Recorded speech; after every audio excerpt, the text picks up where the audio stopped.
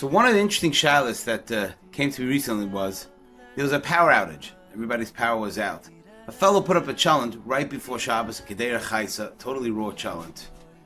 And then he sees some individuals from the electric company, right when start of Shabbos, they fix the wire, they get everything going, and Baruch Hashem, the power goes back on. And Shabbos morning he comes and he sees his cooked chalent, and he's so grateful to the workers that did it. He asked me after Shabbos, was that a problem of Bishul Akum? Right away the people who heard the Shaila, who was around, started laughing and said, why would that be Bishul Akum? And he says, well, the fire went on because this guy turned it on. It was a K'der Chais, it was totally raw, and now it went on because of him. Would that be a Shaila of Bishul Akum? So interestingly, the Gemara actually talks about this in two places, in a few places, not exactly this Shaila.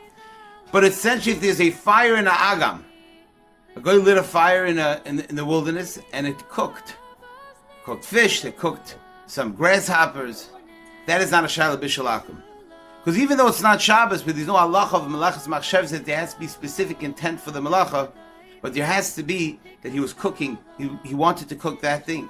If someone is just putting on the electric, that's very similar to the case of the Gemara, where someone made a fire in the Agam, in the swamplands, and something happened to have cooked, where that would not be called Bishul Akum. Similarly, if a guy turned on an oven because for welding or for whatever it is, and someone had food in there which was unbeknownst to him, that too would not be Bishul Akum.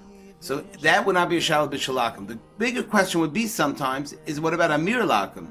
Now a person wants a guy to come in to turn on the fire, and that would be especially if people have an electric oven or something like that, that would be really a very big Shaila. And unless there was a extenuating circumstance of a chayla and things like that, a person would not be able to do that, because the guy is going to be doing a melacha d'oraisa. In order to, a melacha d'oraisa on Shabbos, which would generally not matter for a guy to do unless really extenuating circumstances. Sometimes people don't realize there's a power outage, they lose their oven goes off, and now they want somebody to turn it on. Where it's a melacha d'oraisa, that would be actually a bigger problem, as opposed to Bishul Akum would not be a problem in these cases. A good Shabbos.